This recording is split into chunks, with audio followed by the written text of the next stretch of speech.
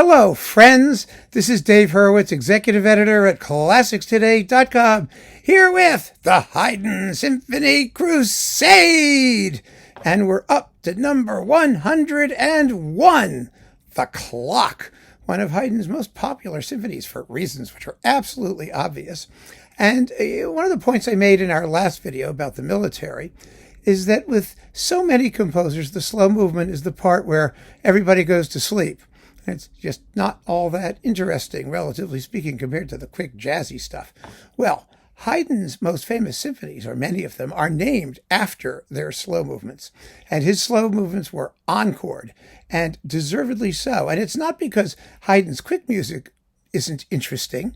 It's because he was able to create slow movements that rise to the level of the quick ones in terms of their interest, their variety, their fascination, all of those things. And this is like, the locus classicus for absolutely fabulous, adorable, delicious slow movements. But unlike the military, we get to begin at the beginning because this symphony was written from the start to the end. It didn't use music that previously existed as in the prior symphony. So we're going to just start with the fabulous introduction. Now, this symphony is in D major, which is one of Haydn's favorite keys. It was one of the favorite keys in the whole period. Strings sound particularly good in D major. That's really the reason.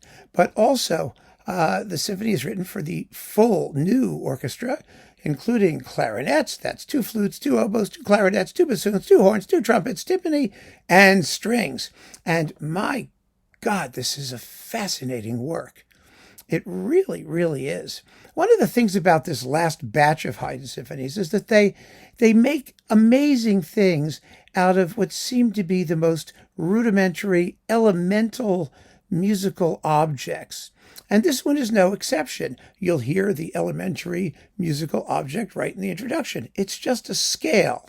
Da da da da da da da da da da da da da. It goes up, it can go down, it can waver back and forth or wiggle around, but it's just a scale. Everything in this symphony is related to just the scale, one way or another. The themes incorporate scales. They're just ubiquitous in this particular symphony. And because of that, every time you hear a scale, because Haydn focuses on it, everything sounds related by virtue of that scale.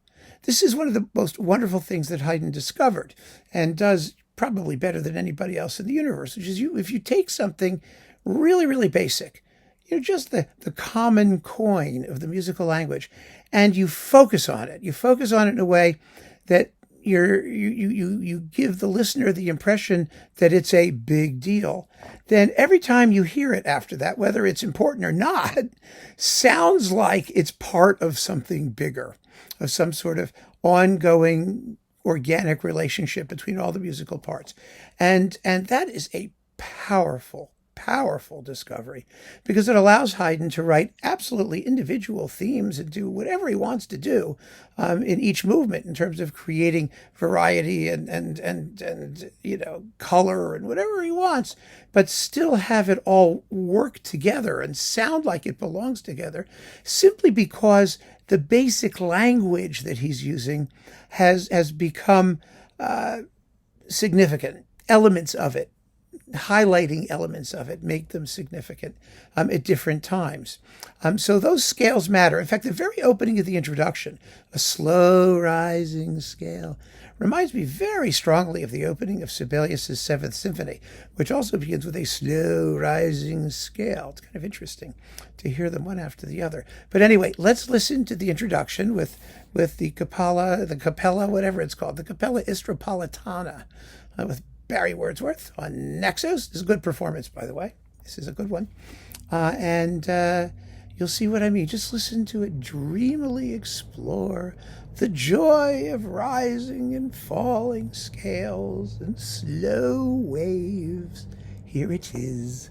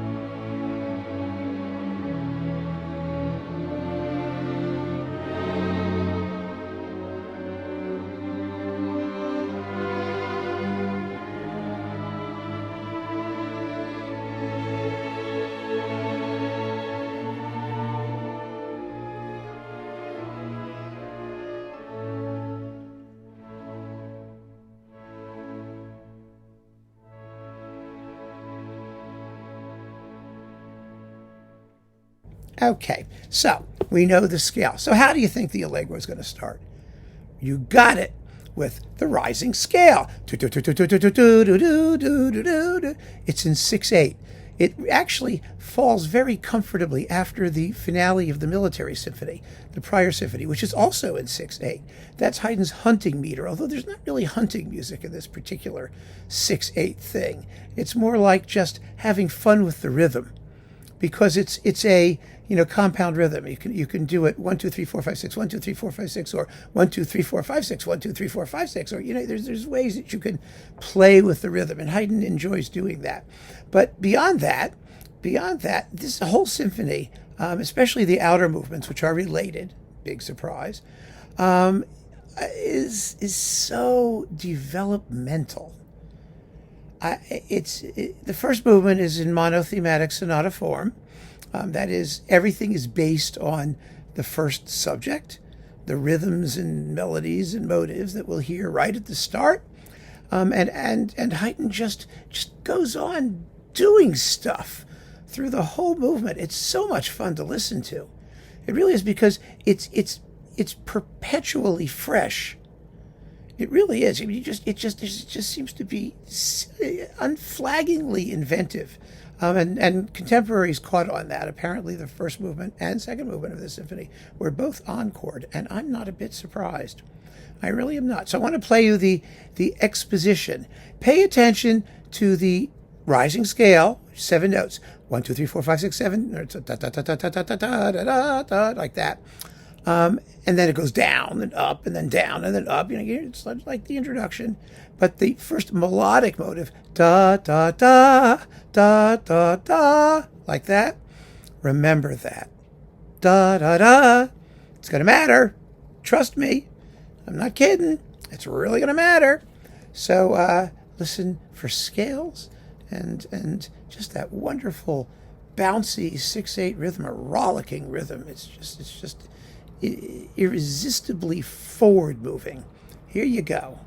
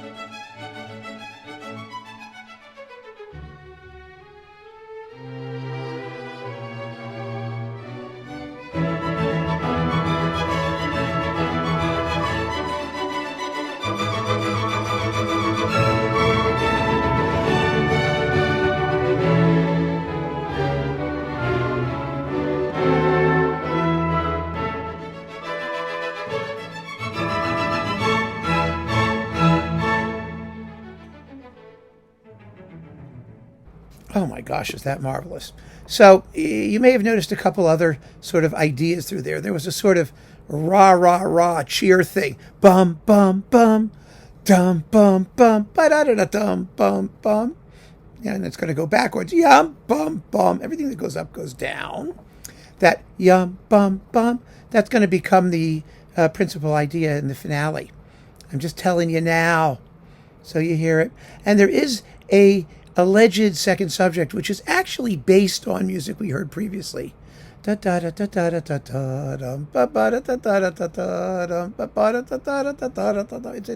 all just so related by that wonderful hunting cha-cha-cha-cha-cha rhythm. That's what sort of makes it monothematic, or all based on the initial ideas. So that's the exposition. And the development section, which is really, really interesting and extremely varied and very different in mood from the exposition. So I'm not going to play it You're going to have to hear it yourself.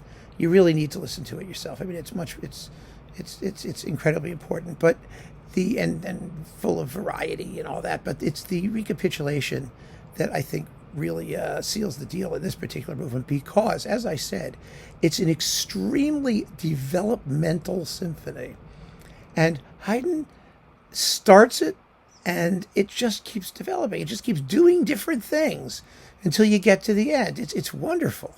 I mean, it goes through different keys, and it does kind of different rhythms, and you hear different versions of the tunes, and it's astonishing how much mileage he gets out of it. And I really want to play the recapitulation in coda because I want you to hear it with the exposition fresh in your mind, so you can hear just how different it is, but at the same time, part of it recognizable. You know, ideas that you know, but they're all going in different places all the time. It's just marvelous. So here is the recap to the end of the movement.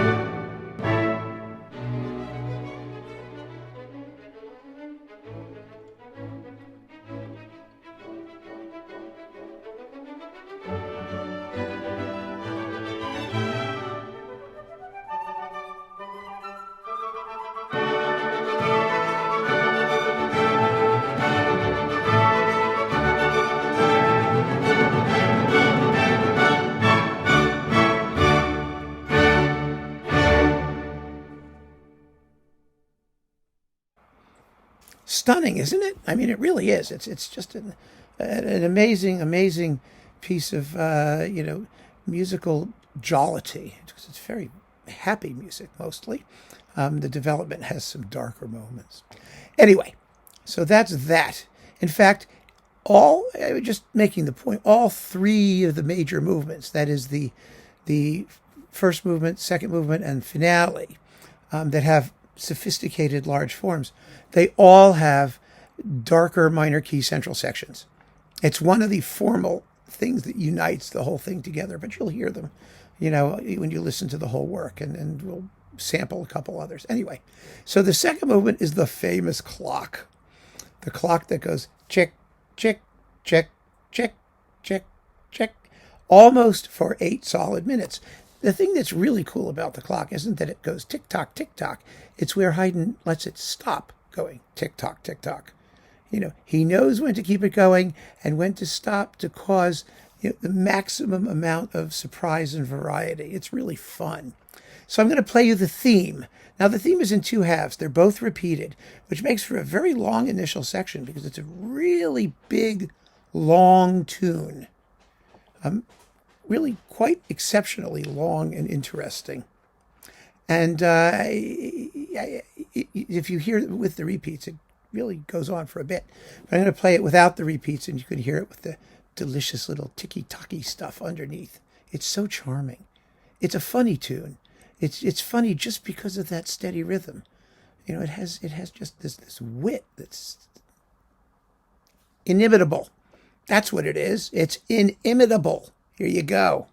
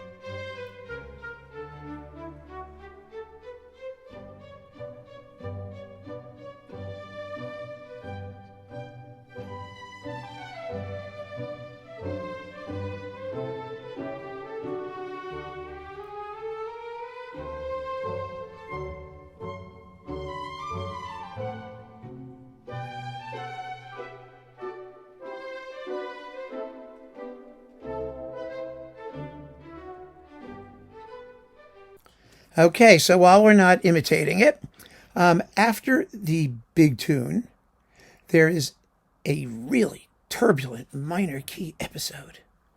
And then the clock comes back with the tick-tocks in the flute and the bassoon, a couple octaves between them. So it's going cheep, chirp, cheep, chirp, cheep, with the tune in the middle, which is really delightful. And you can hear that on your own. And once that gets played, we really have the movement. It's in simple A-B-A form, much as the military movement was in the previous symphony. It was an A with a minor key B, a turbulent B section, then a return to the A section with different scoring, enchantingly scored. And so that's exactly what Haydn does here as well, except like that military movement, it's not except, as in the military movement, there's a very long coda. Haydn had really, in these late symphonies, discovered the joys of long, hefty codas, containing lots of additional development. And really, they're just marvelous, absolutely splendid. So here is the coda of the movement. It's a good 2 solid minutes. It's about a quarter to a third of the movement is coda, because Haydn can simply take his material and present it in a kaleidoscopic way, a variety of forms and sounds and colors. It's extraordinary. Here it is.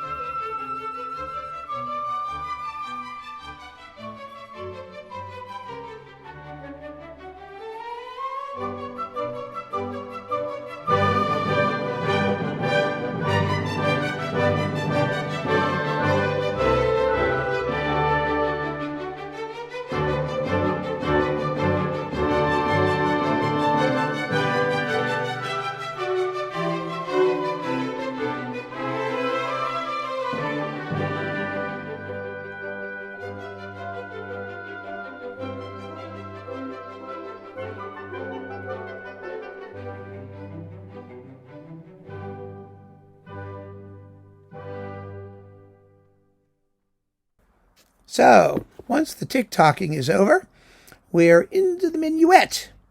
And this minuet contains one of Haydn's most controversial jokes, which I'm going to have to explain to you, but it's in the trio. First, we'll do the minuet. Remember I said, remember? Yes, remember I said, don't forget that idea at the beginning of the first movement? Da-da-da. Remember that? Well, you may have noticed that's also the opening of the tick-tock. Da-da-da. And the da-da-dum-bum-ba, right? Da-da-da. That little 3-note motive. And we're going to hear it again at the start of the minuet. Bum-bum-bum-bum-ba. Just take off a couple of the first notes and you get da-bum-ba. The same thing. So they're all related, but they all create completely different melodies. Which is what makes them so much fun.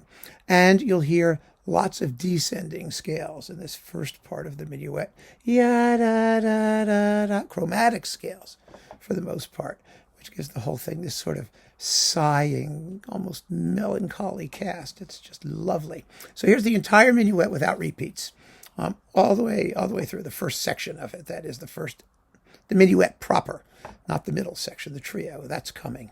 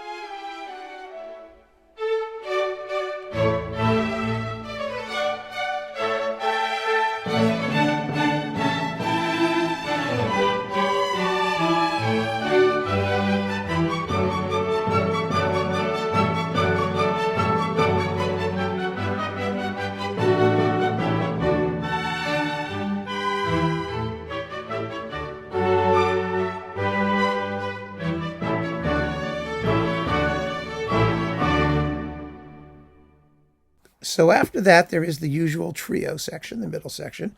Remember, trio has nothing to do with the number 3. It just means middle section. And this trio is mostly a flute solo.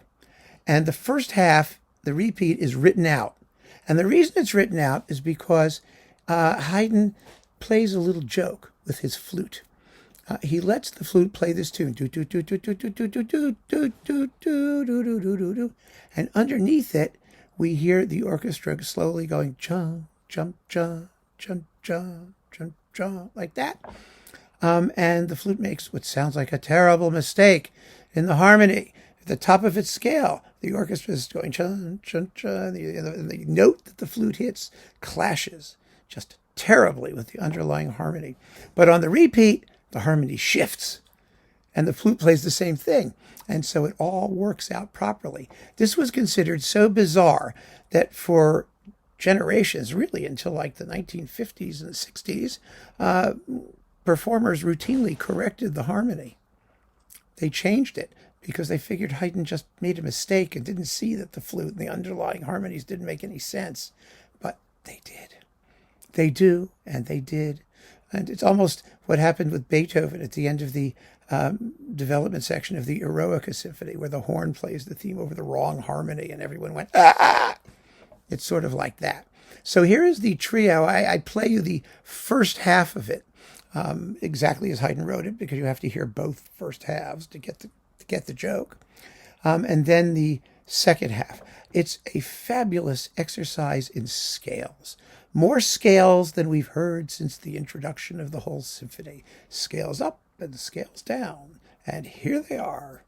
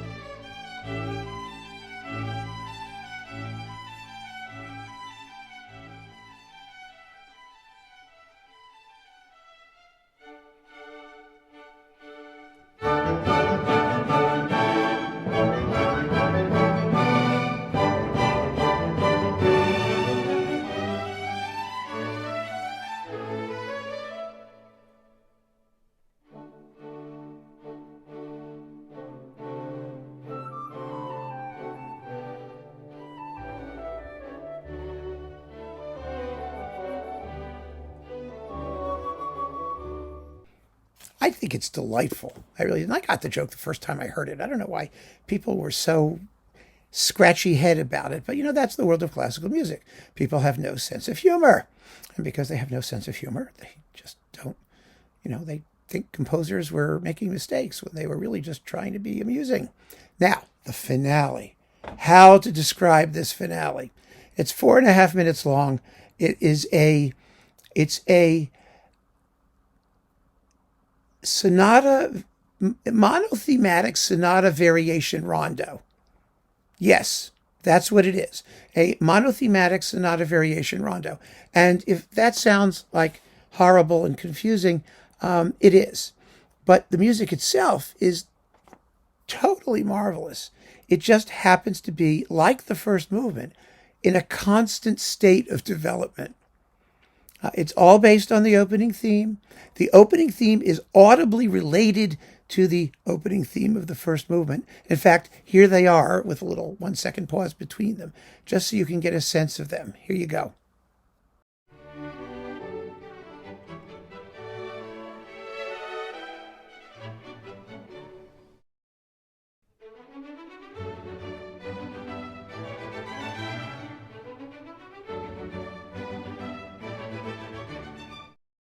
See how I mean, structurally the tunes are the same. They have two balanced halves. You know, second half, and then the finale, second half, you know, the second half is a little higher than the first half, and the finale, as so often happens in these pieces, and it also happened in the last symphony, the theme is a simplification of the theme of the first movement. It sort of follows a similar outline. It's not the same tune, but there is that audible relationship between them that's really very, very powerful. Anyway, so what happens in this movement? Well, we're going to hear the whole movement. You have to hear the whole movement. It just doesn't make any sense unless you listen to the whole movement. Every time the opening returns, it's varied in some way, decorated, it has counterpoints, things are going around. There is sort of a second subject. Do do do do do do do do do do do do. It goes like that. It's kind of like the second subject also of the first movement, which was very slender and related, you know, monothematically to the beginning stuff in the symphony. You know, the similarities are really, the more you know the music, let's put it that way, the more powerful these similarities become.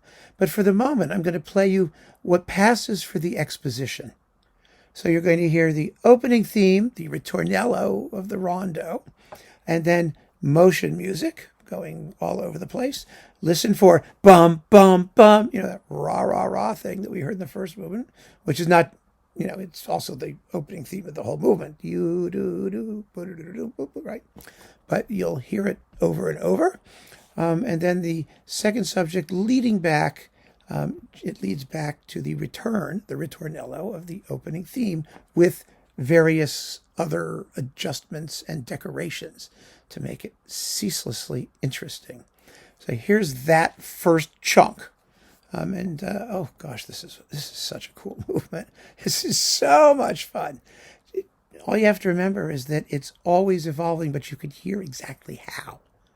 That's the beauty of it. You hear the way that it's evolving, so that it gives you this fabulous feeling of getting it while you're listening to it. You know, you really understand what it's doing. It's terrific. Here you go.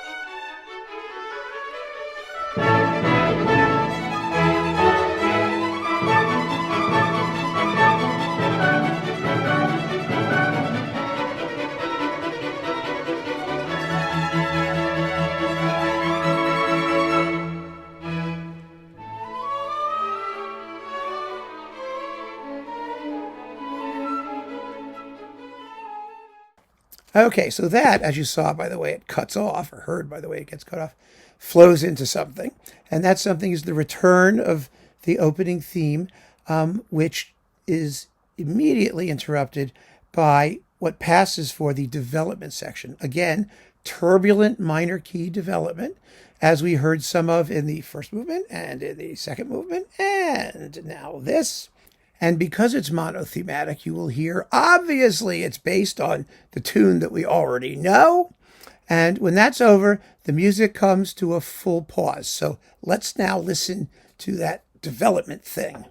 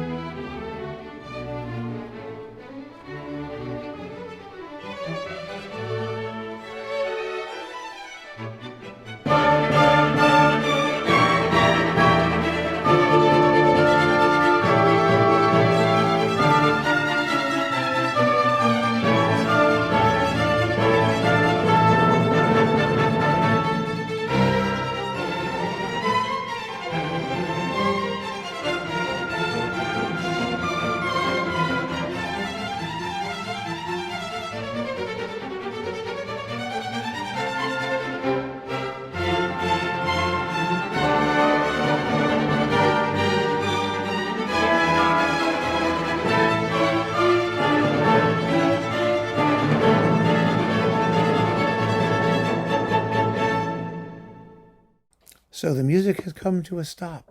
What will happen next? Well, this being a variation, rondo, monothematic, sonata, whatever movement, the ritornello will return.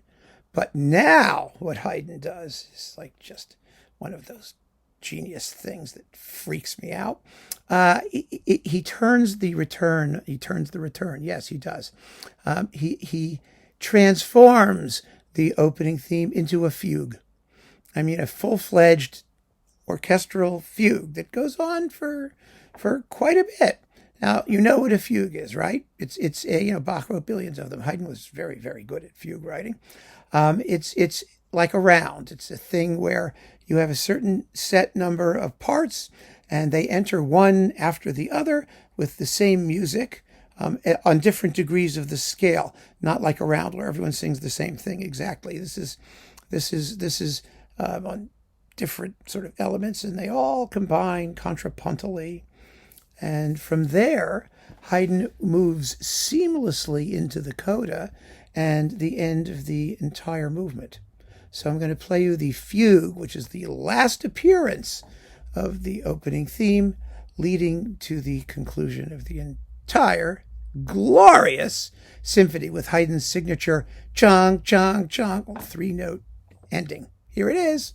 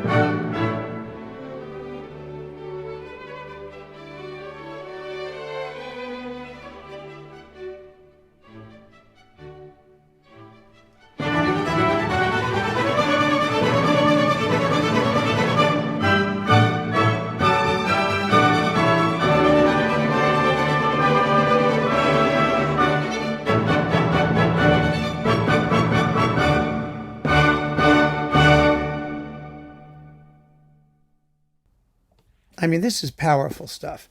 This is a guy who can literally do anything and make the music sound as fantastical as he possibly could want it to, and there's always something new happening. This is a remarkable symphony. It's a remarkable symphony emotionally for its, range of happy to turbulent and agitated emotions, but it's also an incredible piece intellectually. I mean, the more you listen to it, the more you hear, and musicologists have a field day analyzing, especially the outer movements, because they are, being written at a level of musical sophistication which is just second to none. Really, I mean, nobody was better at this than Haydn was. You might say he's first among equals. I like to say that because I hate superlatives, where this is the best and that was the best. I mean, they're all amazing, right? Once you get to the genius level, it's all pretty astonishing. But Haydn in this symphony is, and the next one, by the way, is writing at a level which is flabbergastingly brilliant and so much fun to listen to over and over again for like the rest of your life, which is what I've been doing. And I'm still discovering things all the time, and so will you. So keep on listening, friends. Thanks so much for joining me. Take care.